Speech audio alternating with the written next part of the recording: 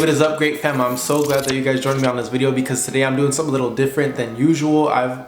No, it's not really different than usual, I guess. I'm like really maintaining my hair and I'm really like trying to focus on it. Like not trying to fake in any way of like actually maintaining my hair. I just really want to maintain my hair. I was going to do it off camera, but since I'm really trying my best, I really wanted to record this and show you guys the process. This was actually one of the first videos I ever posted on this channel, and it was one of the first videos to ever go viral on this channel. I think it was definitely the first video to ever hit 100,000 views. And that video actually was the Kickstarter to inspire me to keep making these videos. And I actually made that video close to 3 years ago. But you guys are definitely in for a good one, so make sure to like up the video and comment down Great Fam if you're part of Great Fam. If you are not part of Great Fam, please subscribe because I drop a lot of great content all week long. But with all that being said, let's jump straight into this video so you guys can see how to maintain your dreadlocks and just to make them look better. So the whole process and what I did is, first off, I showered because I made sure that my hair was clean and I wanted to make sure that there's no oils in my hair because that is major key, especially with dreadlocks. You do not want oils in your hair. You don't want all that buildup in your hair. You want to make sure that your hair is washed and clean.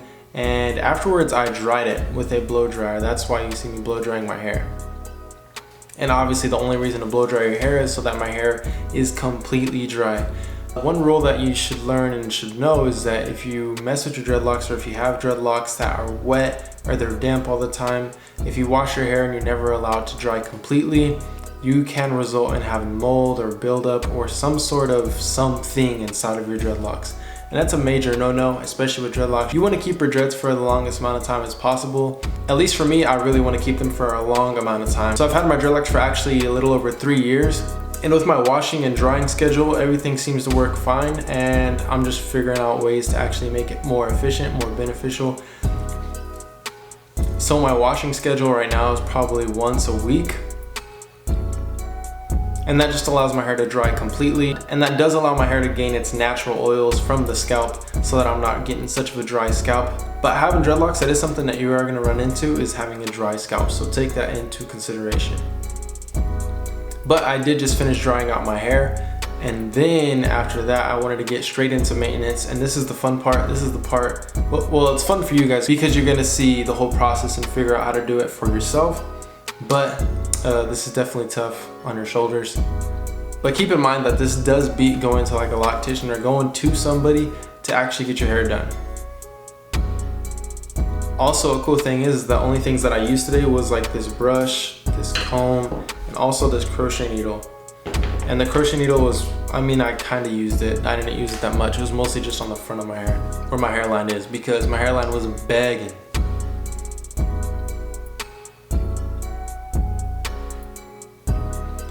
Now the crochet needle I do use is a 12/1.00 millimeter. And I find this one to work the best just because it's the smallest one, and you can pick this up at Walmart. I know you can pick it up like in arts and crafts stores, maybe Hobby Lobby. I think that's a place you could also pick it up. But it's basically all you use for knitting, so if you knit, you might have one laying around in the house, but I doubt any of you guys knit. So no, never mind.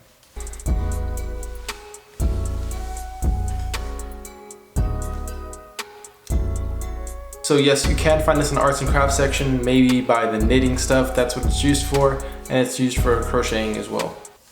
I think it's the same thing.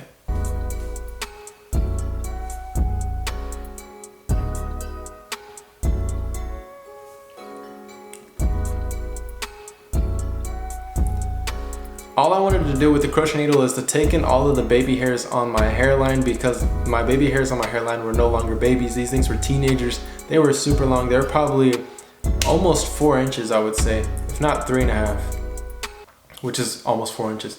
But I wanted to take in all those baby hairs and pull them into the dreadlocks in the front of my hair, because that's where I used to get my hairline. I actually used to brush that down and get like an artificial hairline. But I'm really cool with my own hairline. I know some people were like against my hairline. I don't know why. It's my hairline. I was born with it, so I just accept it, receive it. So yeah, I no longer want to have those baby hairs in the front, so I wanted to pull them all in with the crochet needle. So that is exactly what I did.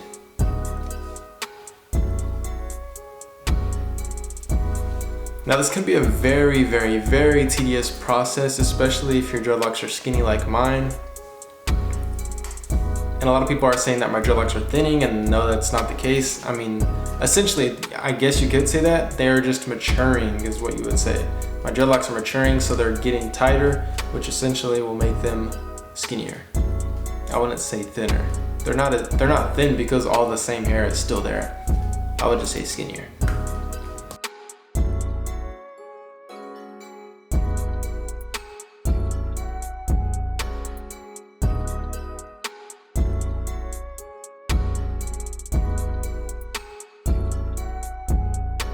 Now moving on to the next thing, this is something that I really didn't want to do, but I ended up doing it anyway because you gotta do what you gotta do to make everything look as good as you want it. So that's exactly what I did. So I started interlocking, and interlocking is something that I don't encourage anybody to do, but I mean, obviously I did interlocking 3 years ago when I made that first video, and then now, I mean, I'm kind of paying the consequences of interlocking in the first place because like I tell everybody, if you start interlocking, you are going to have to keep up the maintenance with interlocking. And I'm starting to learn that it's kind of hard to reverse that process, which I say you can, but it just takes a lot of time and it takes a lot of patience, and I didn't let my patience rule in this one. So I went ahead and did interlocking, and if any point in time I end up cutting my hair, I'm not gonna choose interlocking again if I choose to get dreadlocks if I ever cut my hair. I don't suggest this. So this is a step that you can skip if you've never interlocked your hair. So yeah, don't interlock your hair. If you just so happen want to try it, and then if you plan on keeping up with interlocking, go ahead and do it. You'll just have to keep up with interlocking the whole time. Every time you do maintenance, do interlocking. You can't like interlock and then like start twisting your hair. I mean, you can, it'll just take a while for your hair to get into the process of like, oh snap, I'm starting to be twisted now instead of interlocked. And your hair literally has to learn how to do that. Everything has to get taught something, and everything has to learn something. And hair is one of those things.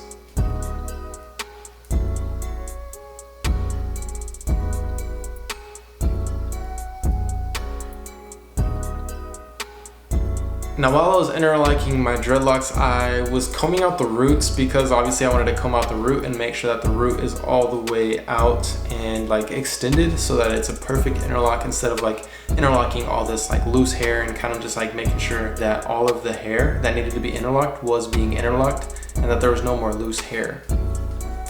So that's what combing out the roots does. It only benefits you.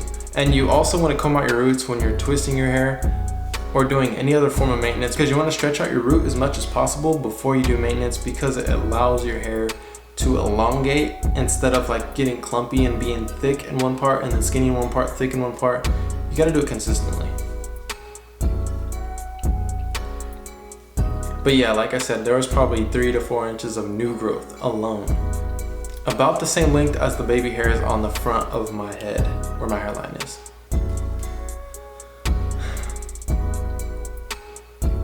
And I don't know if it's just for my hair being heavy or me having dreadlocks, and I kind of do believe that your hair texture does change over time. Maybe. Just depends on if you have long hair or short hair. I feel if you have short hair, your hair texture never really changes, but if you have long hair, it kind of just changes over time. It'll elongate and it'll become more straight rather than curly as it used to be. Because when I was combing out my roots, my hair was really straight, and I'm like, I wonder if I took my dreads out, if my hair would be straight, just because it's so long. And it'll just be heavy, that it'll extend itself. But I'm not really sure on that. Maybe I could try it out one of these days, like comb out my dread. I'm just playing. I don't plan on combing out my dreads anytime soon. But maybe in the future, you never know. I did think it was really interesting that I had that much new growth, and it felt like super smooth, and it was really cool to actually feel my hair texture. Even though I don't remember that hair texture.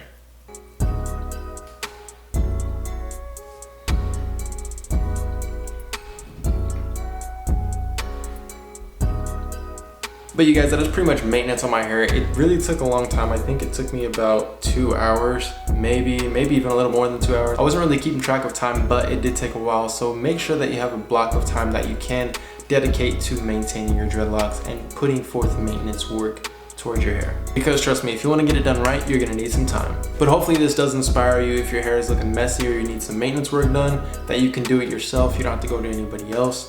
But it does definitely help if someone else does it. And it can get done quicker if someone else does it. But it is just something that you can do on your own if you really want to try it out. Like I said, I had these 3 things right here, which is a comb, a crochet needle, and a brush.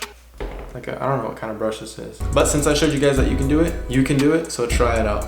Let me know in the comment section what form of maintenance that you guys do on your own hair, because I might want to try it. But other than that, like up the video, also comment down great fam. Also, I'd like to give a shout out to, thanks for commenting, great fam. I'm gonna start doing this thing on Guns Locked and this channel to where I give a shout out to someone who comments in the comment section. So make sure to blow up the comment section, because you deserve a shout out. Other than that, I'll see you guys next time. Hopefully you guys have an amazing day. Matter of fact, have a great day. Peace out and God bless.